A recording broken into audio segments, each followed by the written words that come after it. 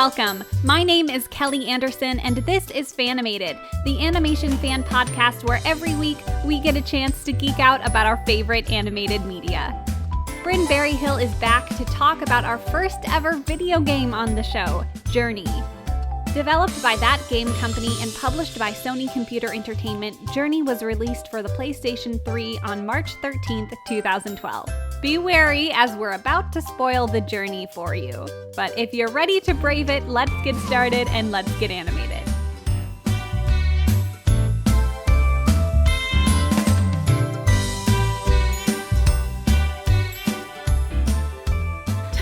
I had some tea. I'm awake now. Excellent. Are you recording this? Because I want to hear this on the podcast. Yes, I am ready to go. Brynn, how are you doing today? I am doing so well, Kelly. How are you?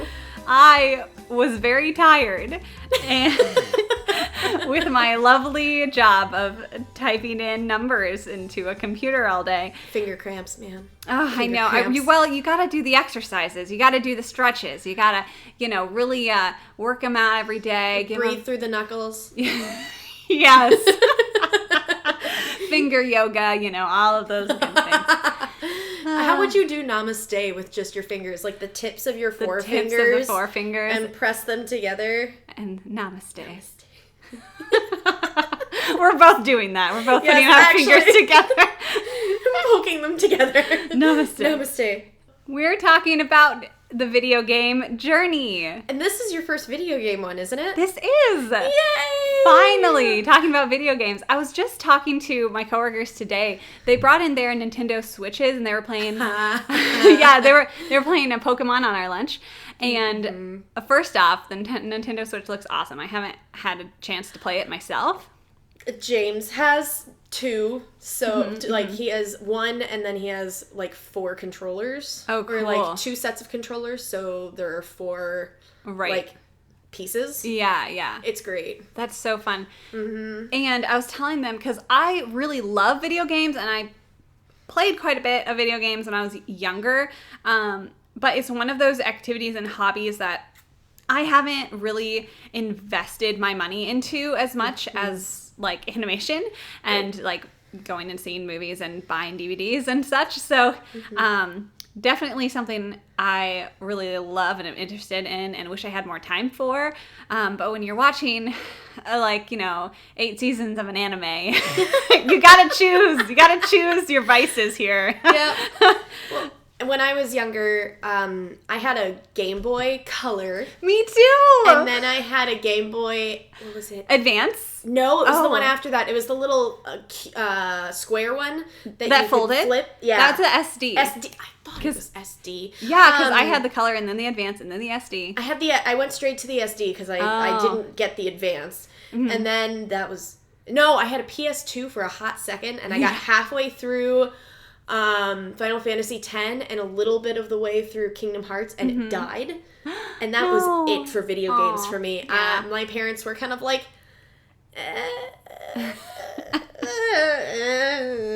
here are some craft things. It's because crafts was the other thing that I was really interested in. And still are. You're a great knitter. She's knitting a hat. She showed me. It's beautiful. I go into a knitting nesting phase every fall, and mine was delayed this fall, so I'm still in my nesting phase right now. And Brynn can sew really well, and is a super great cosplayer, etc., etc. I collect hobbies, which also means that I'm pretty mediocre at every one of them. But knitting has come around enough times that I'm actually okay. But anyways, I have always been interested in video games, but it wasn't until recently. I've been dating my partner James for a year and a half now. Has it been that long already? Yep. Oh, congrats! Thank you very much. He awesome. He lent me this mic, so James, thank you. Shout out to James. Yeah, he's pretty cool. He's my the sapphire to my ruby. Oh, so, you guys are so cute. It's gross. So, more recently, I've been playing more video games. I just beat Shadow of the Colossus, which I never thought that I'd get past the 3rd Colossus. So now I've finished Ico and Shadow of the Colossus, and then he had introduced me to Journey right after I finished Ico. And I just thought it was the most gorgeous little 2 to 3 hour video game, but like the graphics are just so good. And the interaction between the environment, like the red carpet ticket things, like the little the fabric, the little fabric dolphins, and people who are all over the world. And you don't know who they are. Yes. And we'll get to that if that doesn't make sense or if you haven't played Journey. Yeah. But it's just so beautiful. I was like, Kelly needs to play this. Yes. And since I don't have any systems of my own, we went over to James's and played it, and it was, again, shout out to James for letting us play. And it was so much fun, such a good experience. And so now I'm just gonna go to James's all the time and play all of his video games. That is, yes, come play with me. Yay! So this is the first video game of the series, and it's about time. I've had a couple months of the podcast already. It's about time we get some video games. Well, it's nice because it's between 1 and 3 hour game too, so it's really manageable. Yeah, it took me about 2.5. Maybe a little plus hours to play. How long did it take you the first time? Probably around there. But also, especially, I know some people, if you're a gamer and you're looking to go to the end fairly quickly, it takes probably a little over an hour. Yeah, you could get through it pretty fast. I mean, I spent a lot of time, looking at everything and exploring. Yeah. And you don't need to do that. You can get through it pretty fast, but I mean, that's part of it, is just, and you did a really good job of just letting me explore and figure it out myself. It was so hard. I let James do it because James has done that before. He watches while other people play video games or while I play video games, and when I'm like, okay, James, I'm done, help, he will help me, or he'll give me little nudges. I call him my Ivan because he's the opposite of Navi, because Navi gives you absolutely nothing and he's actually helpful, so he's my Ivan. Nice. But I actually, there's an art to it, and I watched him do it with you, and I tried to keep my trap shut. Well, I'm glad you kept your trap shut, because there's this game you really have to experience for yourself. But we're going to tell you all about it. So, of course, we're going to tell you the entire story of Journey. So, if you haven't played and want to, just push pause, spend a couple hours playing it, come back. We'll be here. And it's only a couple hours, pretty... And I understand. So for Undertale was super popular with a bunch of elementary school kids and middle school kids for a while. And I'd be like, did you play it? And they're like, I watched it on YouTube. Brynn is a teacher. Yes, I'm a teacher. So I watched it on YouTube. And for Undertale, that's okay. For other games, like maybe Zelda or maybe whatever, and Super Smash Brothers, whatever, that's okay. But for this, you really need to be in it, I think. If you have no way of getting to it, a YouTube video is better than nothing. Right. But it's... part of it is the emotional attachment that you get and the interactions that are woven in. Getting to glide on the scarf dragon for the first time, or the watching one get eaten. Right. Which I didn't experience because apparently I'm good at video games or something. Well, you saw the little scarf dragon get eaten. Didn't you? Yeah, because it's one of the cutscenes. You remember in the the deep blue sea part? Yeah. One of the little red sky dragon scarf things gets eaten by the monster, really? And the monster goes, hum, nom, nom. That makes sense because story-wise you need to know to avoid them. Yeah. Well, anyways. If you haven't played, here's a quick rundown of the story first so that you know what we're talking about. And then we'll talk about our experiences of it. So you start out as this red cloaked figure, and you're in a desert, and it's just nothing but desert, and off into the horizon you see this mountain. Okay, that is the ultimate goal, is getting to that mountain. And you're walking along, and you discover ruins of this city, this civilization that is long past, and you get to piece together like the history of this place, and you're eventually like going up to the mountain, and along the way you're freeing these little red scarf dragon things. Yes, like they're basically like little red pieces of fabric that kind of fly and flutter around, and you're freeing them, and they help you. And there's an energy exchange, for lack of a better word, in this game. With like-minded or likened creatures. So, for example, with those red scarf dragon things or the little mini ones, if you are around them, they will power up your scarf, which allows you to glide and fly. Yes. So when you are around these creatures, they are actually filling you with life and filling you with energy to be able to jump higher and glide. Right. Because you have an ever-growing scarf. If you reach certain places or do certain things, you have an ever-growing scarf that allows you to glide or jump higher or glide farther. Yeah.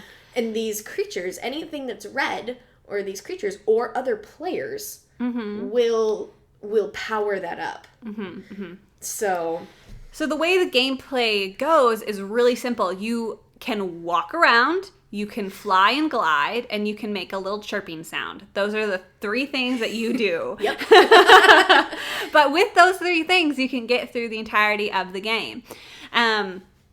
So yes, you have those fluttering red scarf things, and the little red napkins, we'll call them. And you're freeing them, and they help you fly and everything. And while you're playing, you can also run into other people. And these are just other players from around the world that are logged in, and you do not know their names. You don't know anything. They're just anonymous people. And you can't talk to them. The only thing you can do is make a little chirping sound. And you don't know their name or anything. You do get to see their cloak. Yes. Which every time that you, up to like 3 or 4 times, every time that you complete the journey, you get another layer of cloak patterning. And so on the rim of the hem hem of your cloak. Yeah, so you can see how many times that account has been through the game. So Kelly was playing on James's account, so it looked like she had played at least 3 or 4 times, even though she was a novice. A novice.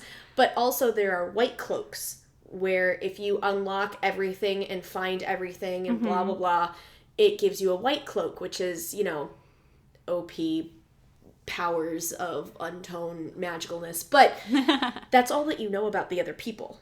Yes. That's it. And then a chirp. Yes. And so and our experiences of that was very different. Because you can follow people and have people help you and help each other, because like Brynn said, you can power each other up and help each other fly and move. And on the last part of the game, you're actually in a frigid mountain, and Minnesota. Minnesota. You're in Minnesota.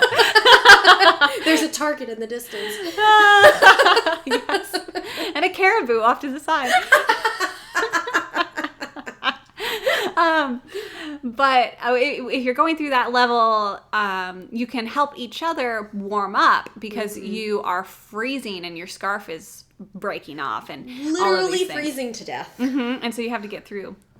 And our experiences were different because I went through the game without interacting with a lot of people at all. I might have chirped at people for a little bit, and then they would leave or I would leave, and I didn't really follow people around. I was just kind of off doing my own thing, I guess. Right. So how was your experience? Did you stay with one person throughout? Did you stay with a couple different people? Were they helping you? Were you helping them? How did that work for you? Oh, they were definitely helping me. At one point, I think, so through the game, you go through this desert, and then you're finding out the story of this civilization, where, are we just all spoilers out? Oh, for sure. So where you find in picture, because there are no words here. None. This entire story is wordless. Yeah, there and are it's no words. gorgeous. And so there are these glyphs and these picture stories of like this wall art. Yeah, carvings. These and things. red cloaked people were a whole civilization, and they used to live in harmony with the, red carpets and tickets and little rags. What'd you call them? Napkins. The little magic cloth creatures. But then they started to imprison them in mechanical devices that harness their power. Mm-hmm. And so their energy. And then those mechanics were blue instead of red, which everything else in the game is red and gold until we get to that point where everything is blue and you stick out like a sore thumb. And so you find out that they corrupted this magic, this land, and used it down to its bare bone and everything.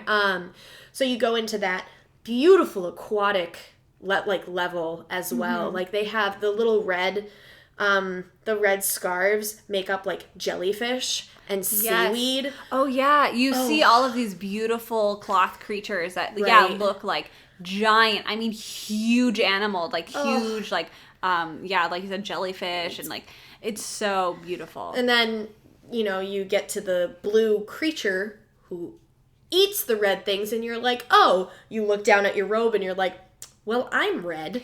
I should leave. Is that the only level? Besides, there are basically two ways that you die. One is getting eaten by that monster in that level, or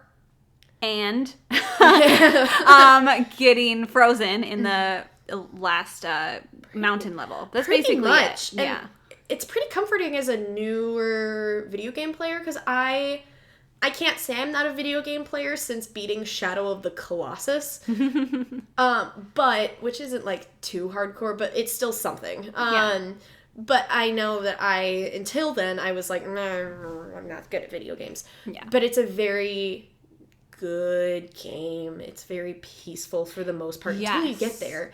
And even then you have anxiety, but it's still a very such a beautiful game. It really is. It's just like a breath of fresh air, and kind of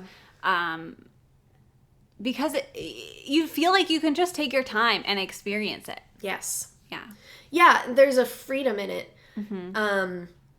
And it's amazing how they did an entire at the beginning of the story, an entire vast desert that you're like, at first you're like, whoa, I don't know where I am or where I'm going.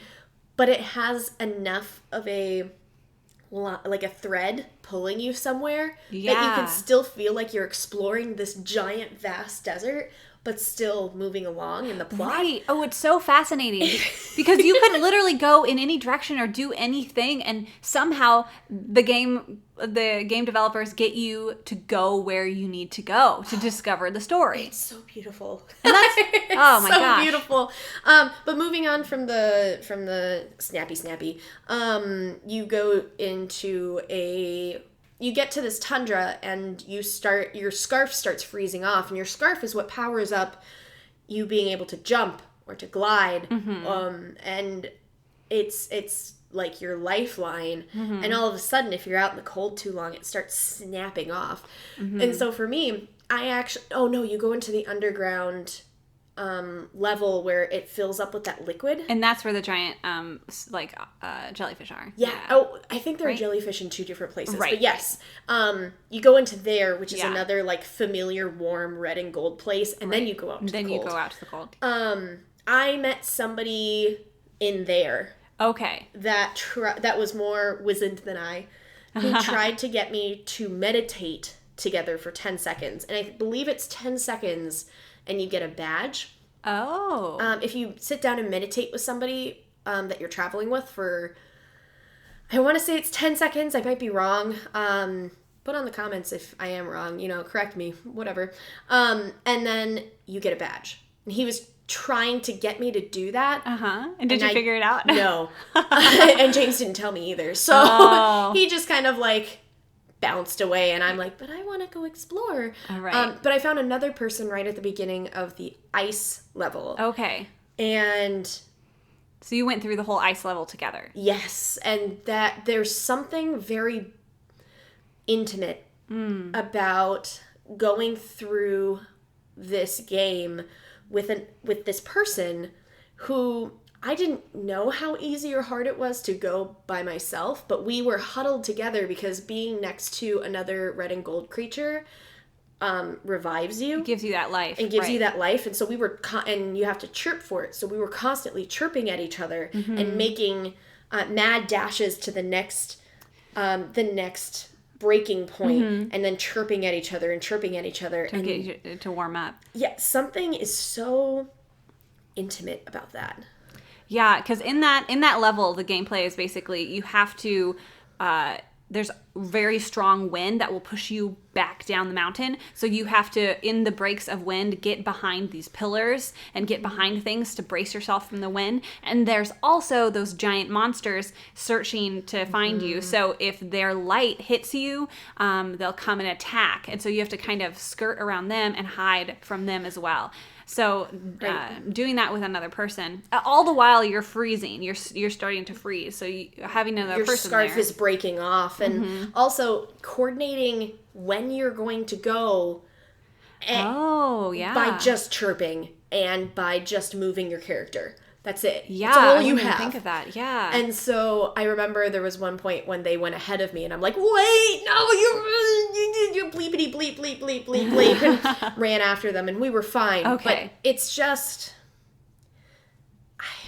I don't think it would have been as intimate if we had had words or any other identification. It's just so pure. Yeah. It is a chirp and it is a movement. That's it. Did you guys have any scares of the monster eating you? Yes. The underground watery monster got part of my scarf.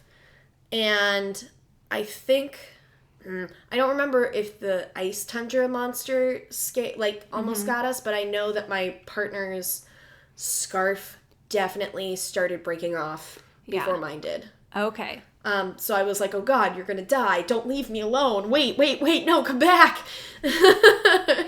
Oh no.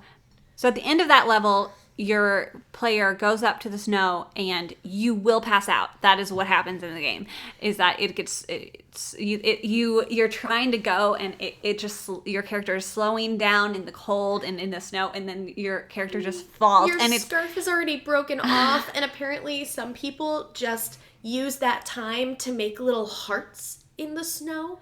Oh, that is so precious. Stop. Oh. So, my question is, did you guys fall down together?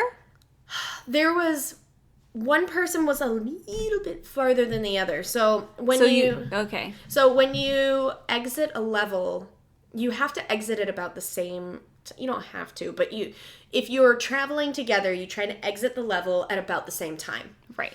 And actually in the tundra level, my partner fell through a bridge. Like, they didn't make a jump. And I went back. This is sidetracking a little bit. I was like, James, what do I do? They fell. What do I do? And he's like, I mean, you could go after them. I was like, oh, okay. And so I jumped in after them, and it was fine. We didn't die or anything. We just had to make our way back up. Mm-hmm. But then I fell at another point and got lost, and they came after me too.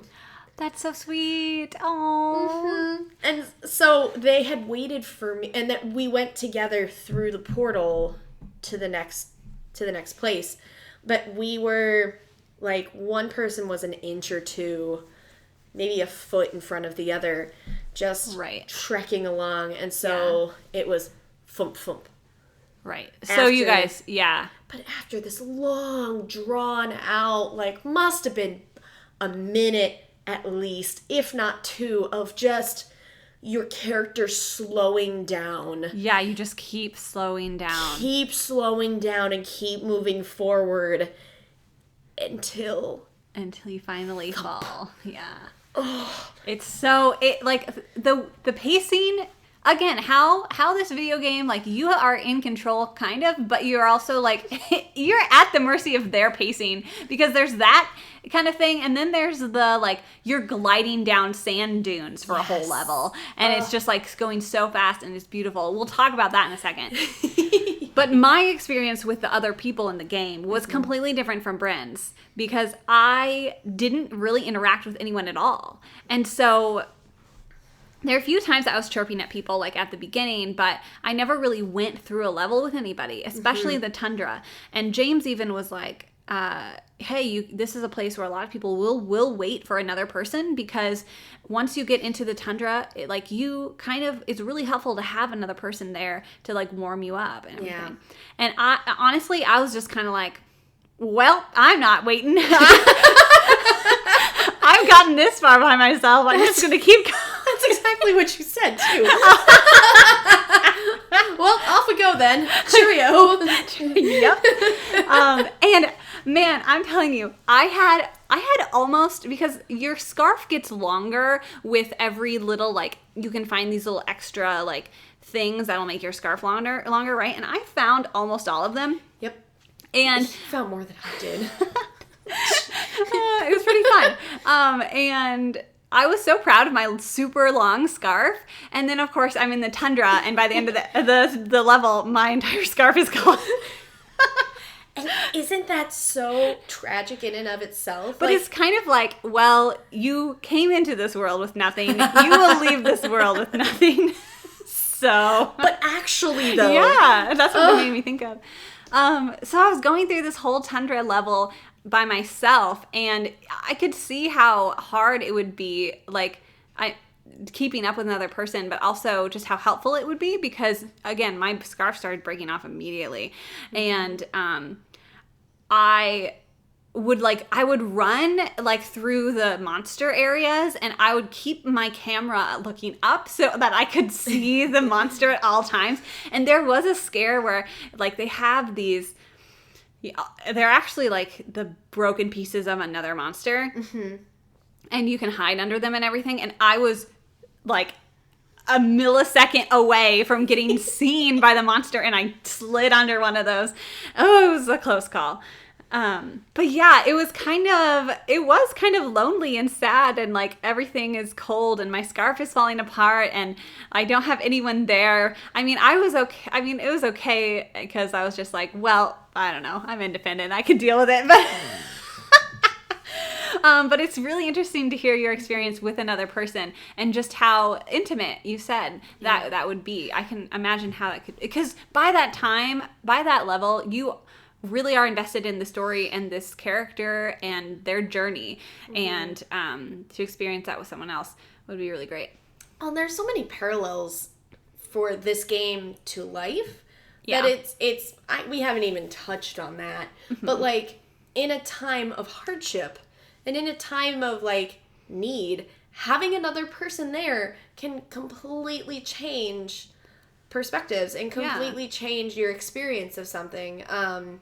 And so, like, being, like, in the winter, being lonely, being on your own, versus the warmth that another person brings, even if it's just a little bit, but also the intimacy that comes with that. And again, I'm focused a lot on, like, the psychology of this and how it gets into your brain, and I adore it. But in real life, that's the same thing, and this game parallels real life in a lot of different ways. Like, you know, first starting out where you don't have any scarf and everything, to these creatures showing you the world, and in the desert, the world just looks so magical with these little bits and remnants of the red creatures that are there that you're freeing, and everything is good. And then you start seeing these glyphs that are of the truth that the red cloak people have actually, like, enslaved them, and how horrible that is, and the destruction that comes from that, and having to actually deal with the destruction that comes from that. It's a whole cycle that we go through in our lives as well.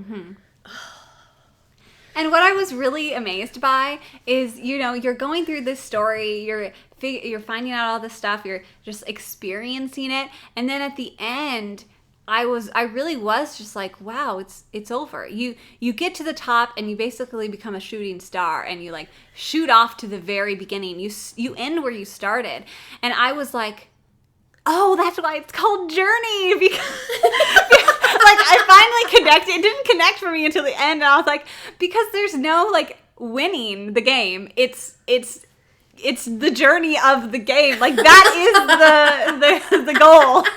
Well, and during your gameplay, if somebody around the world, whoever is playing Journey, if somebody makes it, you see their shooting star. Yeah, because as you're going through the game, you see those shooting stars, and you're like, what is that? What is that? And then, like, if two people are going through it together, you see two. It's super cool. Yeah. Yeah. Yeah. It's really cool how connected, and they use the connectivity of the internet in such an effective and subtle way. Yes. Like, you can't do much with other people. Like, it's a chirp. Mm-hmm. And your movement. And that's it. That's it. That's how you communicate. That's how you communicate. But the subtlety of the shooting star and the subtlety of how you can go through that journey together. Mm-hmm. So good. So Brynn good. is fangirling. So let's talk about the visuals of the game, because it's just one of my favorite parts of it, is you're experiencing this story in such a beautiful way. And like I mentioned earlier, there are these levels where you're just gliding down the sand, and those were some of my favorite levels, because I just loved to slide. Like, I liked sliding down sand dunes more than I liked flying. I liked flying more than I liked sliding.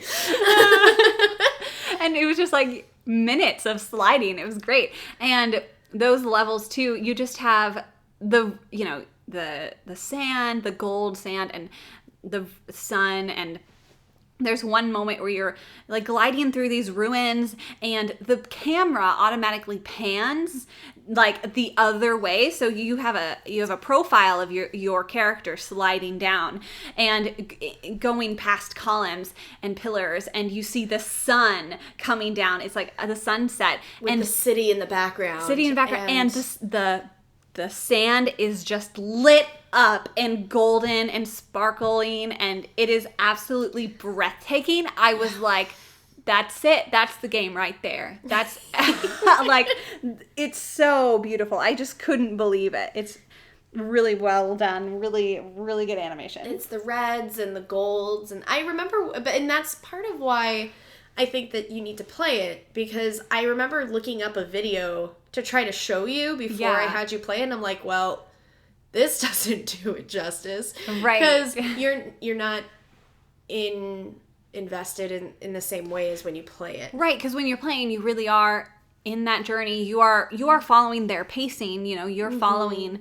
You're in what the creators, put together. They put together the story for you, and you have to follow it the way that they've set it out for you. But the way that it's put is almost like a float.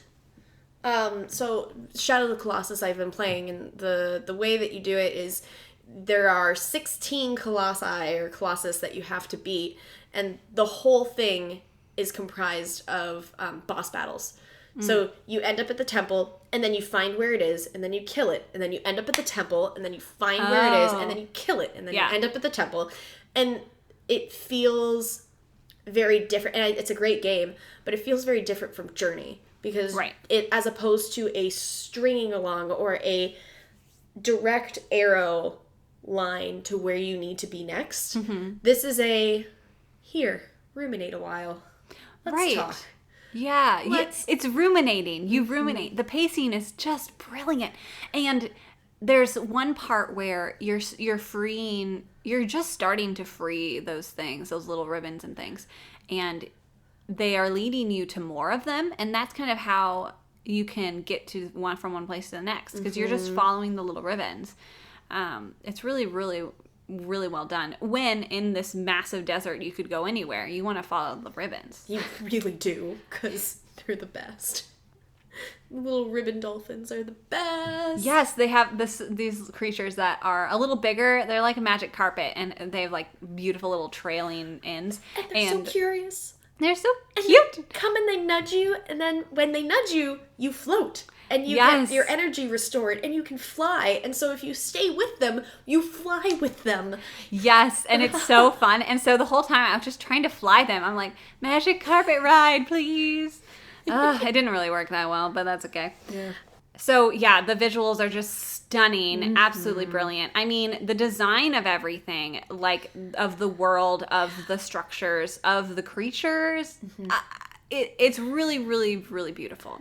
And what they don't need to show, like in the and it's enough. You know, what they show is just enough. Yes. And there are games that I feel like, you know, remastered is fine and blah blah blah. I could never imagine this game remastered. Really? Because its artistic style is exactly what it needs to be. You know, Shadow of the Colossus, you could always make more shiny or more realistic. Zelda, obviously, if you look from like Game Boy all the way to Breath of the Wild now. Yeah. Like Wind Waker is like completely different.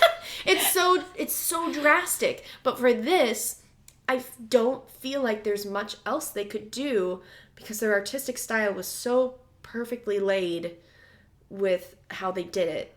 You know what I mean? Yeah, because it's so stunning and so beautiful and yet so simplistic. Exactly. Yes. Just enough detail and like the way that they used colors and shapes. Yes. Yes. But it is simple. You're right. It is simple. It is gold and red and blue and dark. It's very clear. Yeah. And again, I say this like every other episode. I just adore stories that don't require words, and that's what this is. Yes. And it's the music and the visuals, those colors, and the music tells you what to feel and what's going on. And again, let's go to the music. The music is amazing. And they really do a good job of like matching the music with what you're doing and where you are. And I was really, really, because again, there's no words. And so you're just listening to this gorgeous soundtrack the entire time. Okay. Austin Wintory was the composer and orchestrator of the music for the game. Well done. Because that is just absolutely beautiful. And so, so I'm reading here, Wintory chose to base all of the pieces on one theme instead of having, different themes for different places and things. And he says, quote, the music is like a big cello concert where you are the soloist and all the rest of the instruments represent the world around you. That's so cool. I love that. And you get that feel. I'm actually looking at the awards, and most of them are best music, best score, best score. Like they won a lot. So I'm looking at like Spike Video Game Awards. They won best original score, best independent game, and best PS3 game. Best winner of the International Film Music Critics. Winner of the Guild of Music Supervisors, or nominee for that. Winner, oh my gosh, Game Developers Choice Awards in 2013. Winner of Innovation Game Developers Choice Award, Game Developers Choice Award for Best Game Design, Best Visual Arts, Best Downloadable Game, Best Audio, and Game of the Year. But I'm looking at these other ones, and Best Interactive Score, Best Original Soundtrack Album, Best Animated Video Game, Best Song in a Game. Just like... so many awards for music. Like, more than half of these are just for the music and for the audio. It's incredible. Definitely go and listen to the soundtrack, though. For sure. Oh. now I know what I'm going to listen to. Yeah, right? Tomorrow at work instead of listening to... How to Train Your Dragon again? Music, guys. It's important. So good. And it's interactive music, too. Yeah. Like, the music doesn't swell until you reach the top of the hill. The music doesn't calm until you reach that point. Yeah. And it happens seamlessly. It's not like in a in a webcomic where you reach the panel and then all of a sudden the music comes on. Or you reach a different part in it and all of a sudden it's playing romantic music instead of like action video game music. What? Definitely read those. But it's integrated so well. Mm-hmm. It's seamless. Everything in it is seamless. Yes. I'm a little salty that James helped you more than he helped me, but He helped me more, or did I just ask more questions? that's fair. Probably that.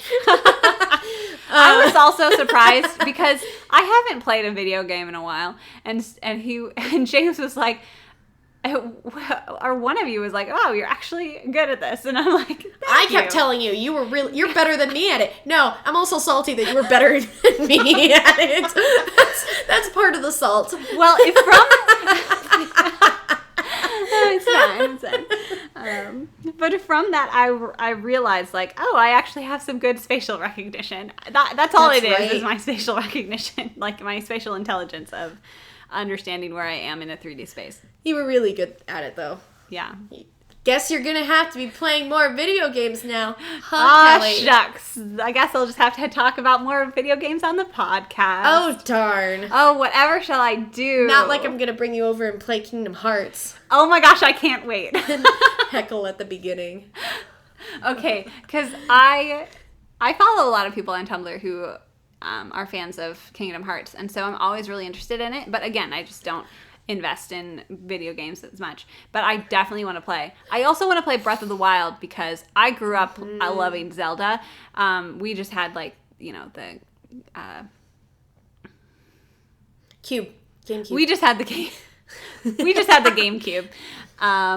Yes. Visuals on a podcast. Yeah, I was over here making the shape of a box, and I was like, the thing that's like a cube, or it's like, aha, got it. Oh, a GameCube. Okay, a box, square. What's the word? Yeah, I'm a big fan of Kingdom Hearts lore. But I had forgotten what the beginning of Kingdom Hearts is like, and I was playing it with my, I was going through the beginning of it with my roommate, and she's 18, and she's a gamer. Like, you hear her in her room all the time, swearing up a storm on her live, like, her live first-person shooters, and cursing at her teammates. But we were watching the beginning cuts together, and me going through this, and she's like, what is this? And I look at it and I go, I don't remember it being this broken. Oh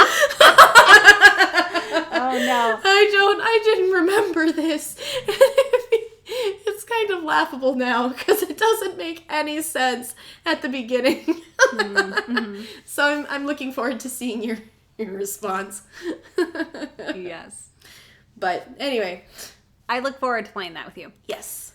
I would just encourage people that even if they don't have a PS4 or PS3 or whatever, to find somebody who does and like sit down with them and play it. Block out some time. You need to play this all in one go. Yeah, it's a max 3 hours if you're taking your sweet time. Yeah, of a game. I took a lot of extra time to just like explore and look around, and it took me less than 3 hours. Right, and so why I'm saying like find somebody else who has one is because if it were like Kingdom Hearts or Final Fantasy or something like that, that might be a little weird if you're not dating them. But like for something that's 3 hours long or 1 to 2.5 hours long, that could be a coffee date.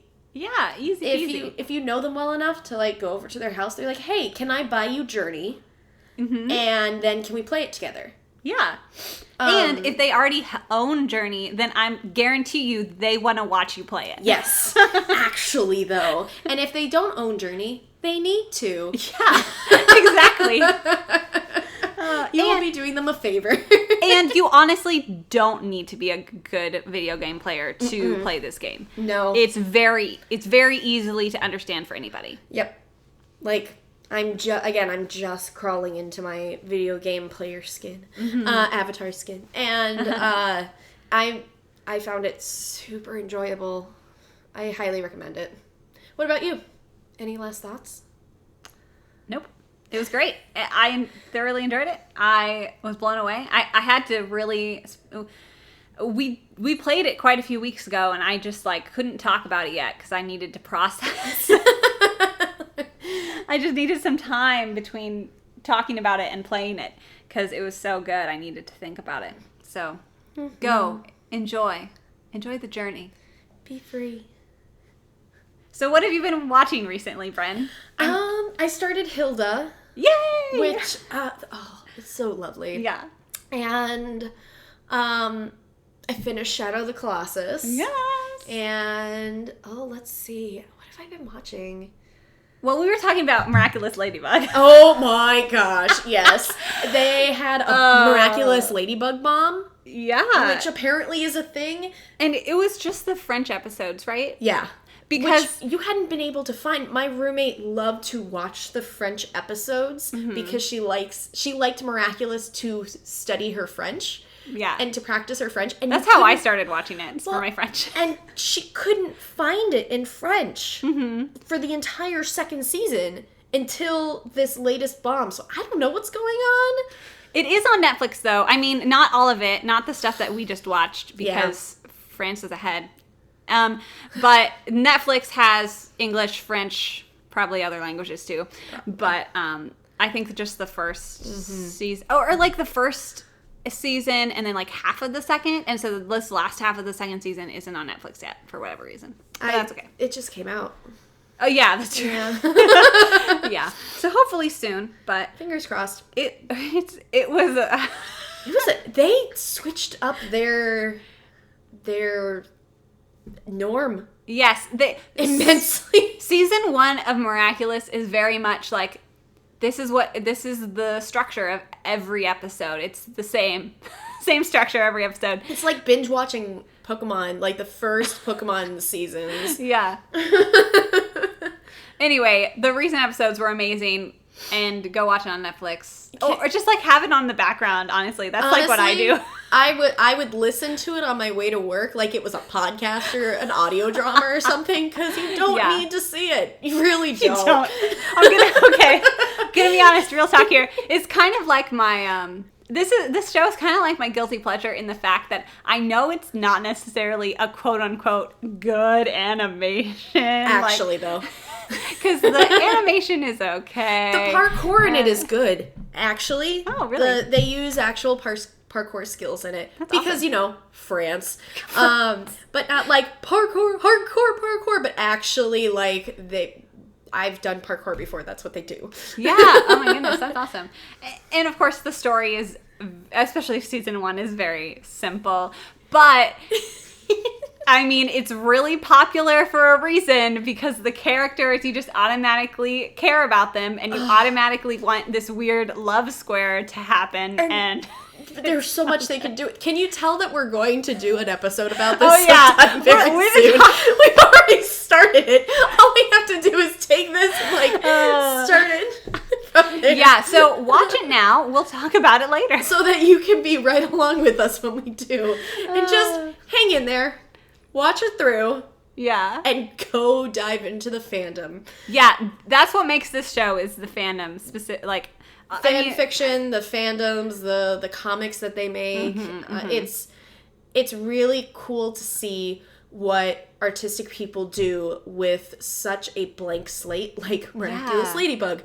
They have really good starters there. It's like a starter pack of Pokemon. You have the perfect mixture of like live action, or not live action, but action and romance and corny high school hiccups and things like that. Right. Go be free, fandom.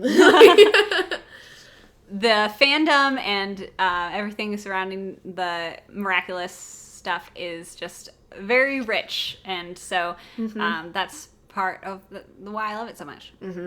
What have you been watching? I was debating if I should talk about it. Okay, Brynn told me to watch My Hero Academia, and I finally did. And I still have season 3 to watch. But I am absolutely in love with it. Oh my gosh. I had been basically, I mean, with you, Brynn, telling me to watch it, and then it kept popping up on my dashboard the other week, and I think it was one of the characters' birthdays or something, and so it just like kept popping up like people were drawing a whole bunch of fan fiction. It was like and me and Steven Universe. Yes. Oh man. And so I was like, okay, that's it. I need to know who these people are. Who is this person who has like white hair and red hair? Who is this weird green-haired child? I must know. And so I finally watched it. Zuko and Toph answered the questions answered. What's his name? The hot and cold one. Todoroki? Yeah. I'm so bad with names. I swear I watched through an entire season or like I binge a show and I still couldn't tell you the names of people because I forget them that quickly. Oh dear. It's so bad. Oh, it is. It's Shoto Todoroki. Okay. So Todoroki definitely does remind me of Zuko. Yeah. Less in personality and more just in the fact that they both have scars on their faces and that they can... Daddy issues? Daddy issues, fire powers, I don't know.